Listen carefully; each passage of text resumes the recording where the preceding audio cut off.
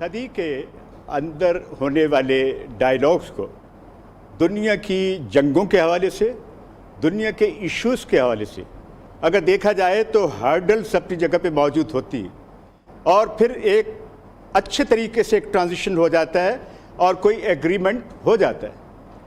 یہ جو آپ مختلف حوالوں سے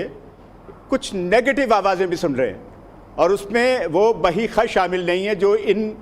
ڈائلاگس کو کامیاب دیکھنا چاہتے ہیں، اس میں ہندوستان ساری فہرست ہے۔ آواز لگا رہے ہوں گے کہ یہ ناکام ہو گئے، ناکام ہو گئے، ناکام ہو گئے۔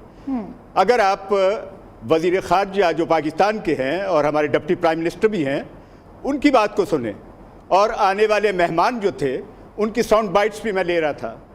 تو میں اپنے طور پہ یہ کہہ سکتا ہوں کہ یہ میں آپٹومسٹک ہی نہیں بلکہ میں آپ کو یقین کے ساتھ کہہ سکتا ہوں کہ there will be a breakthrough, اور یہ جو ایک فیز ہے یہ فریجائل ضرور ہے،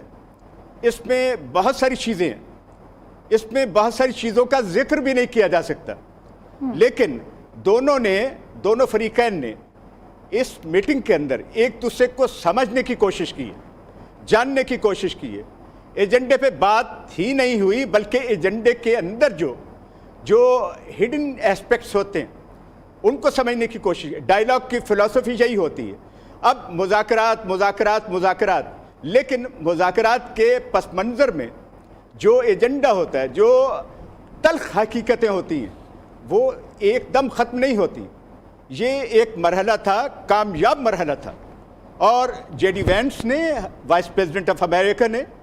اور ان کے وفد کے اراکین نے بھی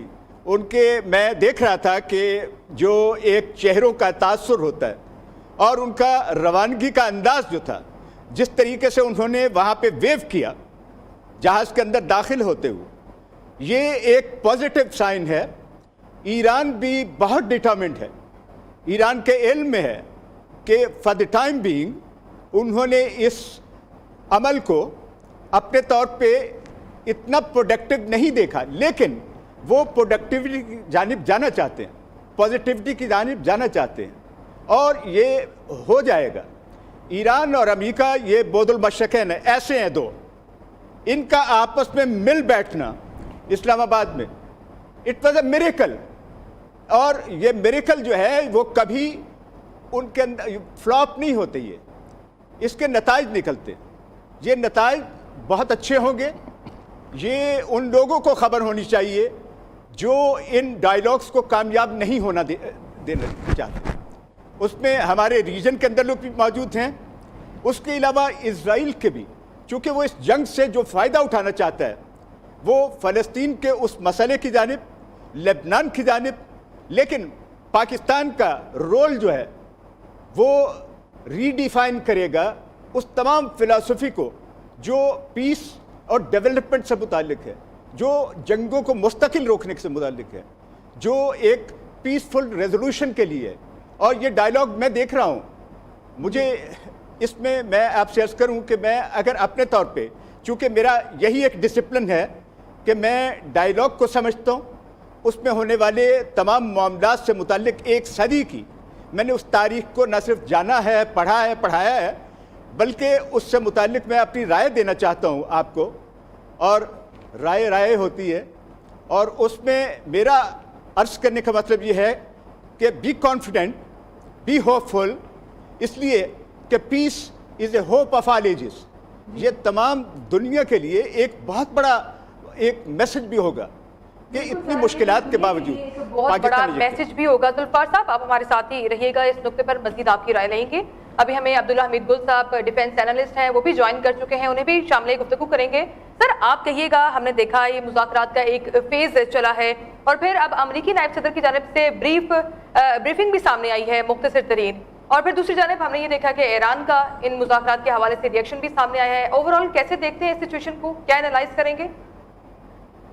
بسم اللہ الرحمن الرحیم۔ میں سمجھتا ہوں کہ دونوں فریقین نے پاکستان کا شکریہ ادا کیا، اور ابھی جس طرح سے ایک پریس بریف سامنے آئی جے ڈی وینس کی جانب سے، اب ایران کی جانب سے بھی متوقع ہے، اور ایران بھی ظاہر ہے اپنا موقف کا اظہار کرے گا. ان کنسلٹیشن ہے وہ اپنی لیڈرشپ کے ساتھ, اور دونوں ممالک کے جو سربراہان جو پاکستان تشریف لائے ہیں اپنی لیڈرشپ سے جا کے بات کریں گے, ان سے پھر معاملات کو دیکھیں گے. 47 سال کا گرد و غبار ہے, 47 سال کا غم و غصہ ہے, شکوہ شکایات ہیں, 21 گھنٹے میں طے نہیں ہوا کرتے. یہ بھی ایک میرے خیال میں آپ دیکھیں کہ امریکن وائس پریزیڈنٹ آخر 15 سال کے بعد پاکستان تشریف لائے ہیں, 12,000 کلومیٹر دور سے آئے ہیں, 6 گھنٹے زیادہ سے زیادہ 4 سے 6 گھنٹے کے لیے وہ آئے تھے, لیکن وہ پورا ایک دن قیام کر کے گئے ہیں. تو اس سے کیا ثابت ہوتا ہے؟ دوسری جانب ہم یہ کیوں بھول جاتے ہیں کہ اس جنگ کے اندر 2 فریق نہیں بلکہ 3 فریق ہیں, اسرائیل بھی اس کے اندر موجود. موقف آخر جو جیرڈ کشنر ہیں ابھی وہ جا کے اپنی بات چیت جو بھی یہاں ہوئی ہے, جو ایران کے ریزرویشنز ہیں ان کے اوپر بات کی جائے گی, اسرائیل کو آگاہ کریں گے کیونکہ ان کی بینجامن نیتن یاہو کے ساتھ ایک اچھی خاصی دوستی ہے.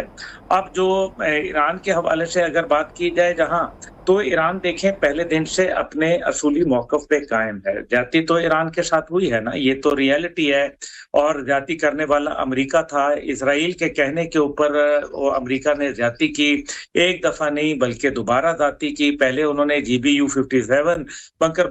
بسٹر بامز استعمال کیے جو 12 روزہ جنگ تھی, اس کے بعد پھر 8 مہینے بعد ان پہ دوبارہ حملہ کر دیا, ان کی قیادت کو شہید کیا, بچیوں کو شہید کیا. اور آپ نے دیکھا علامتی طور پر وہ جہاز لے کے آئے جس کے اندر بچوں کے کوئی اسکول بیگ پڑے تھے, کوئی ان کی تصاویر لگی تھیں. اس کا کیا مطلب ہے؟ اور پوری دنیا میں اس کی بڑی جو ہے وہ لوگوں نے اس چیز کو اپریشیٹ کیا کہ ایران نے اپنے لوگوں کو نہیں فراموش کیا. اب جہاں تک ٹاکس کے میرے خیال میں فیل تو کہیں بھی نہیں ہوئے, کیونکہ JD وینس نے ایسی کوئی بات نہیں کی. انہوں نے کہا ہم نے اپنی بیسٹ آپشن سامنے رکھ دی ہیں اور ہم نے اپنے نیوکلیئر کے حوالے سے جو ہمارے تحفظات ہیں ان کا اظہار کر دیا. لیکن اس میں کہیں بھی یہ نہیں کہا کہ ٹاکس جو ہے وہ کلیپس کر گئی ہیں, یہ ٹاکس فیل ہو گئی ہیں. دیکھیں ایران کے اوپر جو بریکنگ سینکشنز لگی ہوئی تھیں, بون بریکنگ سینکشنز لگی ہوئی تھیں, تو مجھے یہ بتائیں کہ آخر وہ بھی تو ایک ظلم ہے نا. ایک قوم کے ایسٹس آپ نے فریز کر دیے,